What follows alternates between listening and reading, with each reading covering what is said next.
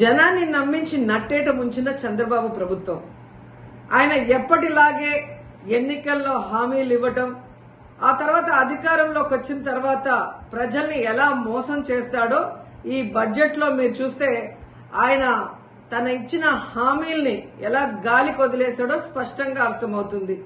ముఖ్యంగా మహిళలకి ఇంట్లో ఎంతమంది ఉంటే అంతమందికి 1500 ఇస్తాం, నీకు 1500 నీకు 1500 అని గొప్పగా ప్రచారం చేసుకున్నారు. కానీ ఈరోజు బడ్జెట్ లో చూస్తే ఆ హామీకి ఎక్కడా కూడా ప్లేసే లేదనేది మనకు కళ్ళారా కనిపిస్తుంది.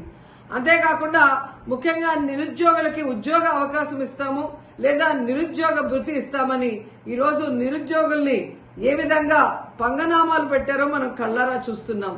అండ్ ఈరోజు మీరు చూస్తే ఉచిత బస్సు ప్రయాణాన్ని అందరికీ కూడా మహిళలకు ఇస్తామని చెప్పి ఆ ఊసే బడ్జెట్ లో లేకపోవడం అనేది దురదృష్టకరం. ఇక ముఖ్యంగా చదువుకున్న పిల్లలు వాళ్ళకి ఇచ్చే తల్లికి వందనం సో ప్రతి సంవత్సరం 12,400 కోట్లకు పైగా అవుతుంది. అంటే 2 సంవత్సరాలకి కలిపి 25,000 కోట్లు ఈరోజు బడ్జెట్ లో కేటాయించాల్సి ఉంటే కేవలం 9,400 కోట్లు మాత్రమే కేటాయించారు.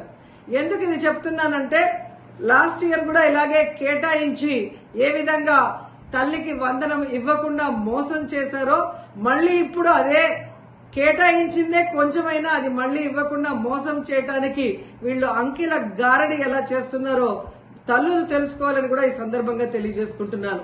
ఇక ముఖ్యంగా అన్నదాత సుఖీభవ, అన్నం పెట్టే అన్నదాతని ఎలా ఈ ప్రభుత్వం మోసం చేస్తుందో మనం వాళ్ళ అధికారంలోకి వచ్చిన రోజు నుంచి కళ్ళారా చూస్తున్నాం. ఈ రోజు వాళ్ళకి 10,400 కోట్లకు పైగా కేటాయించాల్సి ఉంటే కేవలం 6,300 కోట్లు మాత్రమే కేటాయించారు. 2 సంవత్సరాలకి కలిపి 21,000 కోట్లు ఇవ్వాలి అన్నదాతలకి. కానీ ఇప్పటి వరకు ఒక పైసా కూడా ఇవ్వకుండా వారి నడ్డి ఎలా విరిచారో మనం కళ్ళారా చూస్తున్నాం.